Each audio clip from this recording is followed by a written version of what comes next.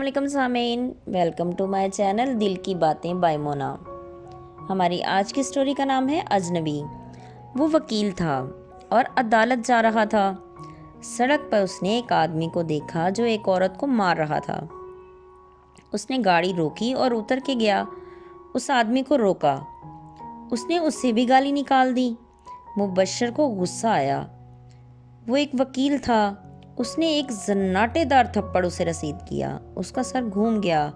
वो लड़खड़ा गया था। फिर 2-4 थप्पड़ उसके मुंह पर और जड़ दिए तो वो गिर गया।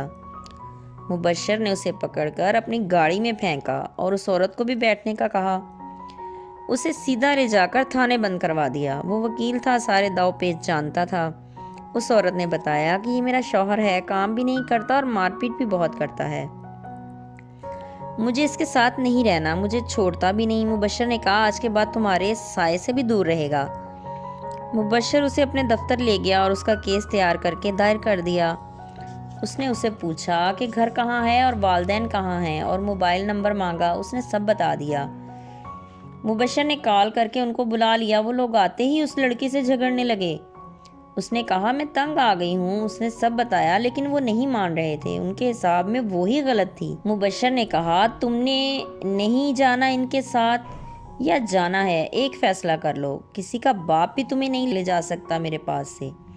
उसने कुछ लम्हों के लिए सोचा और कह दिया, मुझे किसी के साथ नहीं जाना, मुझसे अब मार नहीं खाई जाती। ठीक है, फिर बैठ जाओ। उसने उन लोगों को कहा, आप जाएं वरना मैं पुलिस को बुला लूँगा। वो चले गए। वो जानते थे कि ये वकील है। उस लड़की का नाम हानी था। वो बहुत खूबसूरत थी। शादी को 2 साल हो गए थे। बच्चा कोई नहीं था। हानी ने सारी बात मुबश्शिर को बताई। उसने उसे दिलासा दिया कि तुम घबराओ नहीं। वो शाम को उसे अपने घर ले गया। उसके घर वाले हानी को बहुत प्यार से मिले। वो जानते थे मुबश्शिर अगर लाया है तो कोई वजह होगी, वरना ऐसे वो किसी को नहीं लाता। वो उसके घर वालों के साथ घुल मिल गई। मुबश्शिर की वालदा ने पूछा, बहुत प्यारी है मगर नसीब देख लो, कोई परेशानी ना बन जाए, पूरा बंदोबस्त कर लेना। जी कर लिया है, कुछ नहीं होगा, आप उसका ख्याल रखें। खाना खाकर मुबश्शिर अपना काम करने लगा। उसे लगा उसे कुछ देख रहा है। हानी दरवाजे में खड़ी थी। आ जाओ, क्या बात है? नहीं कुछ नहीं, फिर जाकर सो गई।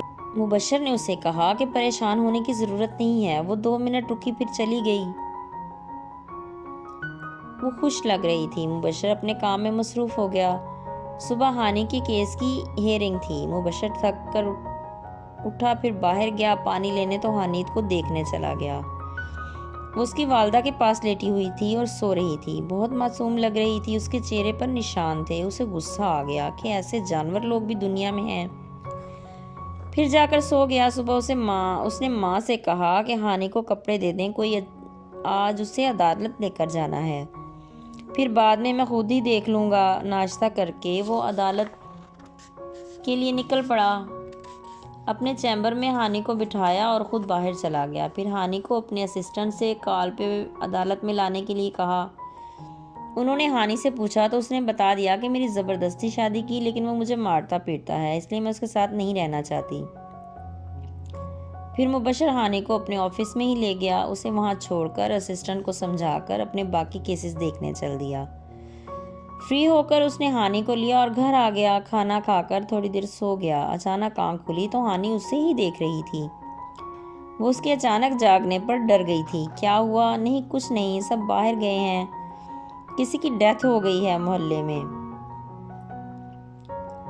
मलीहा अभी यूनिवर्सिटी से नहीं आई, मैं अकेली थी इसलिए इधर आ गई। अच्छा ठीक है, कोई बात नहीं, मुझे पानी पिला दोगी?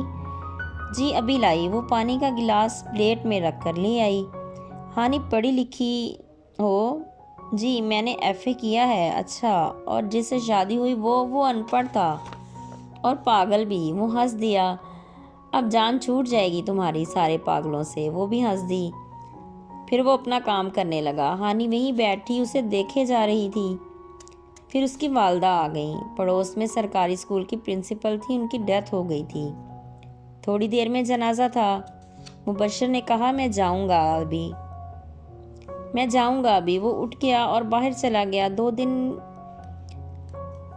बाद की फिर डेट थी हानि की केस की। वो गए, उसका शौहर और घर वाले भी आए थे। اس پاگل نے سیدھا سیدھا بول دیا کہ کردار کی اچھی نہیں ہے۔ جج نے کہا جب یہ اچھی نہیں ہے تو تمہارا اس کے ساتھ رہنا بھی نہیں بنتا۔